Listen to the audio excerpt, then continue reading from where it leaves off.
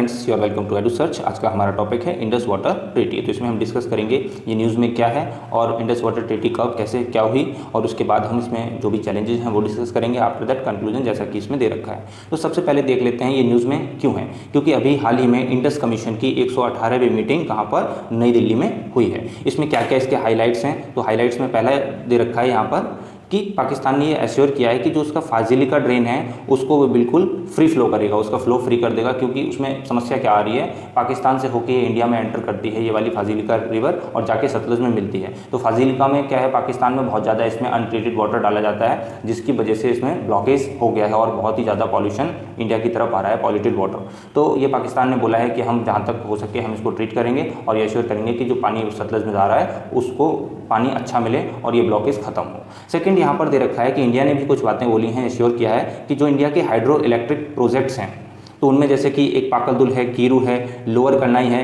ये किससे कंप्लाइंट कर रहे हैं, वो कर रहे हैं आपके इंडस वाटर ट्रीटी के जो प्रोविजंस हैं उनसे कंप्लाइंट करेंगे। ऐसा बिल्कुल भी नहीं है कि इंडस वाटर ट्रीटी का उसमें कोई भी वायलेशन होगा, किसी भी रूल का वायलेशन नहीं किया जाएगा।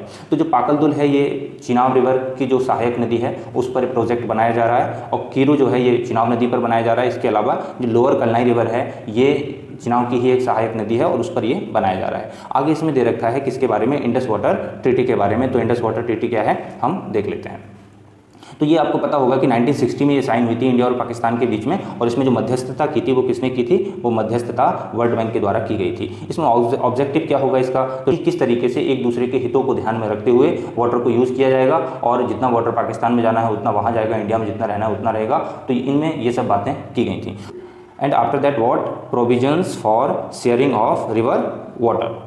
तो इसमें दो हिस्सों में इसको बांटा गया है। एक तो ईस्टर्न रिवर्स है, ईस्टर्न रिवर्स में कौन कौन सी हैं, सतलुज है, ब्यास है और रावी है। ये ईस्टर्न वाला नीचे वाला जो इंडिया को मिला है। और इसके बाद सेकंड है वेस्टर्न वाला, वेस्टर्न वाला इंडस है, झेलम है, चिनाब है। ये वाली जो रिवर्स हैं ये किसको, पाकिस्तान की तरफ जाती हैं, और पाकिस्तान को इनमें राइट मिला हुआ है कि इनके जो मोस्ट ऑफ द वाटर है उसका यूटिलाइजेशन करेंगे। और कितना वाटर कहाँ जाता है तो ये याद करने की कोई ज़रूरत नहीं है। तो ये इस तरीके से किस तरीके से वाटर का एलोकेशन इंडिया और पाकिस्तान को किया जाएगा, इसमें ये प्रोविजन है।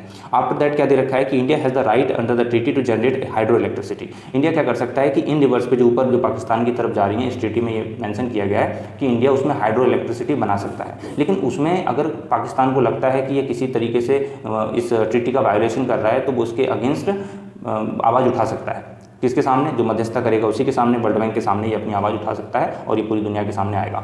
अब इसमें होता क्या है कि जैसे मान लो बोला है कि हम इसमें हाइड्रो इलेक्ट्रिसिटी बना सकते हैं, तो फ्लो अगर वाटर का है उसी में आप बना रहे हो तो उसमें कोई समस्या नहीं है। लेकिन पाकिस्तान का ये कहना होता है कि इंडिया ने कई बार ऐसा किया है कि मतलब पाकिस्तान ऐसा कहता है, किया है नहीं किया है वो एक अलग बात है। तो मतलब कि वाटर को स्टोर कर लेता है, वाटर को इंडिया ने स्टोर कर लिया, उसके बाद हाइड्रो इलेक्ट्रिसिटी बना रहा है, तो कहीं ना कहीं वाटर जो उधर जाता है पाकिस्तान की तरफ उसमें कमी हो जाती है, तो आरोप लगाए जाते हैं। एंड आफ्टर दैट हम देख लेते हैं कि run of the river hydro electricity project क्या होता है। रन ऑफ का मतलब जो रन ऑफ हो रहा है उसी में हाइड्रो इलेक्ट्रिसिटी बना लेना, ना कि उसको डैम में किसी में बहुत ज़्यादा रिजर्वायर में इसको स्टोर करना। तो आगे हम देखते हैं इसमें क्या दे रखा है। अदर प्रोविजंस क्या हैं, अदर कोई प्रोविजंस फंडिंग को लेके हैं। इसमें ये भी बात की गई है कि किस तरीके से अगर कोई प्रोजेक्ट बन रहा है उसमें फंडिंग कैसे की जाएगी, और इसके अलावा डैम्स बनाने हैं, कैनल्स बनानी है, बैरेजेस बनाने हैं, ट्यूबवेल्स बनाने हैं, तो जो कुछ भी बनाना है तो उसके लिए फंडिंग की इसमें बात की गई है। And after that treaty inquired the creation of a permanent Indus commission, जिसके बारे में हम देख चुके हैं कि एक परमानेंट इंडस कमीशन होगा जिसकी टाइम टू टाइम मीटिंग होती है। सो इसमें एक कमिश्नर होता है यानी कि एक आयुक्त होता है जो क्या करता है, to maintain a channel for communication and to try to resolve questions about implementation of the treaty. जैसे हम अभी बात करके आए हैं उसका जो पाकिस्तान ने अपनी तरफ से कुछ बोला है, इंडिया ने भी बोला है, तो इस तरीके के जो मुद्दे होते हैं जो टेंशन्स बढ़ाते हैं तो उनको रिजॉल्व किया जाता है इसके through. And in addition the mechanism for resolving disputes was provided, जो अभी हमने डिस्कस किया है। एंड आफ्टर दैट अब इसके बाद क्या है, prevalent issues with the treaty. तो मतलब क्या ऐसे प्रोविजंस हैं, ऐसे कौन से मुद्दे हैं जिसकी वजह से ट्रीटी में समस्याएं आती हैं। तो पहला क्या दे रखा है यहाँ पे, Pakistan frequent opposition to the Indian project. Pakistan क्या करता है कि अक्सर आपने सुना होगा न्यूज़ में कि चिनाब पर, झेलम पर, इंडस पर अगर कोई भी प्रोजेक्ट इंडिया बना रहा है तो उसका जहाँ विरोध करना चाहिए वहाँ पर भी विरोध करता है, लेकिन जहाँ पर नहीं भी करना चाहिए वहाँ पर भी विरोध करता है। तो ये कहीं ना कहीं जो है डेवलपमेंट को बाधित करता है। जैसे कि इंडिया का कहाँ कहाँ पर उसने किया, आपने सुना होगा किशन गंगा जो हाइड्रो इलेक्ट्रिक प्रोजेक्ट है, ये झेलम नदी पर जो बनाया जा रहा है, इसमें भी उसने काफ़ी शोर शराबा किया था और अभी भी वो प्रोजेक्ट मतलब पूरा नहीं हो सका है। एंड आफ्टर दैट जो रतले हाइड्रो इलेक्ट्रिक प्रोजेक्ट है चिनाब नदी पर, उसके लिए भी उसने ये मुद्दा उठाया था। स्ट्रेन ऑफ डिप्लोमेटिक रिलेशंस, यानी कि the Indus water treaty gets affected by the overall developments in the India Pakistan relationship. आपको पता है कि इंडिया पाकिस्तान के जो रिलेशंस हैं वो अच्छे नहीं रहते हैं और वो अब दिन ब दिन वो बुरे ही होते जा रहे हैं, अच्छे तो होने की उम्मीद ही नहीं की जा रही है अभी हाल फिलहाल। तो इसमें क्या है कि बड़ी समस्याएं आती हैं इस तरीके के प्रोजेक्ट्स को, इस तरीके के एग्रीमेंट्स को दोनों कंट्रीज़ फॉलो करें उसमें। तो कुछ ऑब्जर्वर्स का मानना है कि इसको क्या इंडस वाटर ट्रीटी को ख़त्म कर देना चाहिए, तो कुछ का ऐसा मानना है कि इसको क्या कर देना चाहिए, इसको एब्रोगेट कर देना चाहिए। अब उसके बाद है compounding effect of climate change. So melting of glaciers, अब वो क्या रहा है, क्लाइमेट चेंज हो रहा है, उसकी वजह से ग्लेशियर्स बहुत स्पीड में मेल्ट हो रहे हैं, तो इससे नदी में ओवरफ्लो होता है। अब जब रिवर में ओवरफ्लो होगा तो फिर कहीं पर भी बाढ़ आ सकती है ना, बाढ़ आएगी, समस्याएं आएंगी। तो अब इंडिया अगर मान लो डैम नहीं बनाते, इस ट्रीटी में तो ये प्रोविजन है ना, अगर डैम मत बनाओ, उसको वाटर को स्टोर मत करो, वाटर को कंट्रोल मत करो। अगर इंडिया ऐसा नहीं करता है तो इंडिया का जो जम्मू एंड कश्मीर वाला, उत्तराखंड, हिमाचल वाला रीजन है, तो वहाँ पर क्या होगा, वहाँ पर फ्लड आएगा।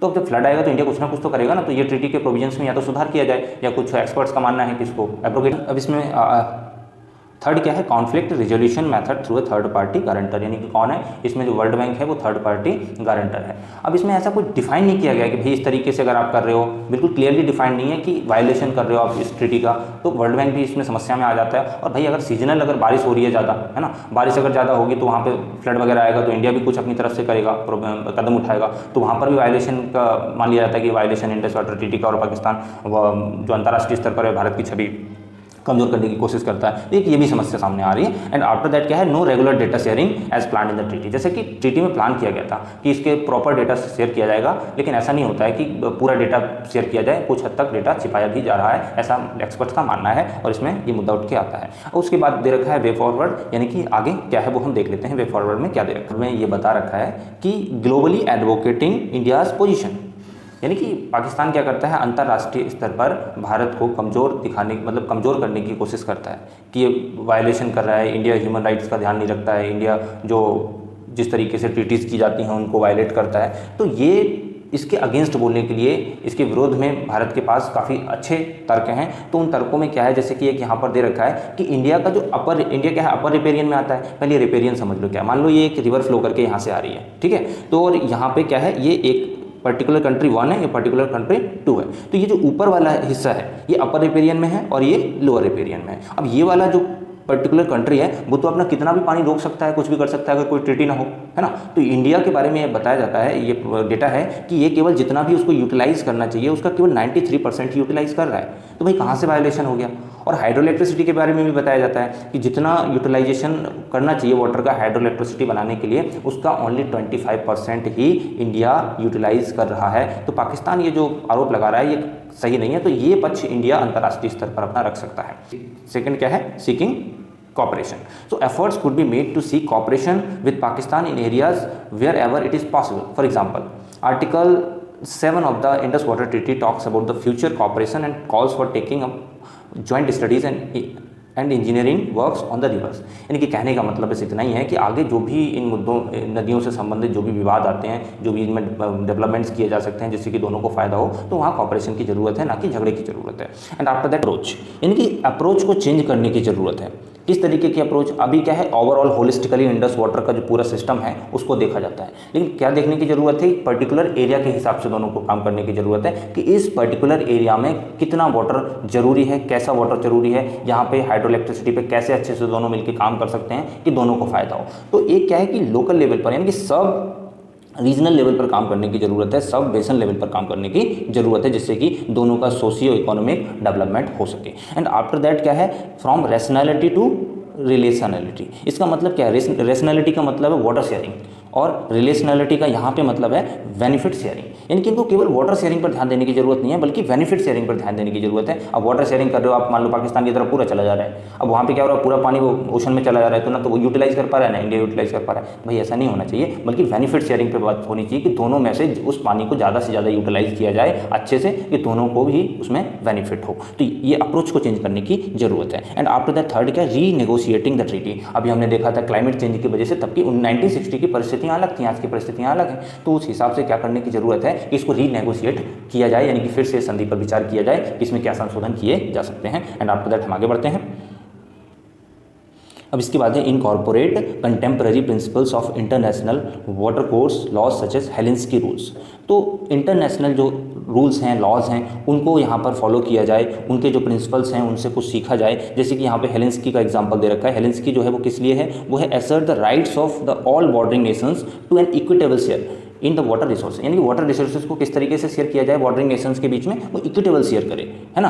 तो जितने भी बेसिन है ये सभी पर लागू होता है, डिफरेंट कंट्रीज़ के बीच में जो क्रॉस बॉर्डर होती है रिवर उस पर, बट उनको छोड़ देता है जिनके बीच में पहले से ही एग्रीमेंट्स हो रखे हैं। तो इस तरीके के जो क्रूशियल और इम्पॉर्टेंट रूल्स हैं उनको भी फॉलो किया जाना चाहिए। एंड आफ्टर दैट इसको कंक्लूड किया गया है। कंक्लूजन में बताया जा रहा है कि एक जो इंडस वाटर ट्रीटी है ये इनकी टेंशंस के बीच में भी ये एक नॉन वायलेंट को एग्जिस्टेंस के लिए एक बहुत ही अच्छा एग्जांपल है। नॉन वायलेंट का मतलब यहाँ पर कोई लड़ाई झगड़ा ज़्यादा नहीं होता है, और को एग्जिस्टेंस के मतलब सह अस्तित्व, यानी कि दोनों मिलकर काम कर रहे हैं साथ में। ये बहुत ही अच्छा दुनिया के सामने एग्जाम्पल है और इसको बनाए रखना जरूरी है। कुछ ब्लॉक्स में इंपॉर्टेंट इन्फॉर्मेशन दे रखी है। ऑप्शन, यानी कि इंडिया के लिए इंडस वाटर ट्रीटी को अगर इंडिया खत्म करता है तो ये वायबल इंडिया के लिए क्यों नहीं है, ये सही क्यों नहीं है। तो पहला बता रहा है कि गोइंग अगेंस्ट इंटरनेशनल लॉज।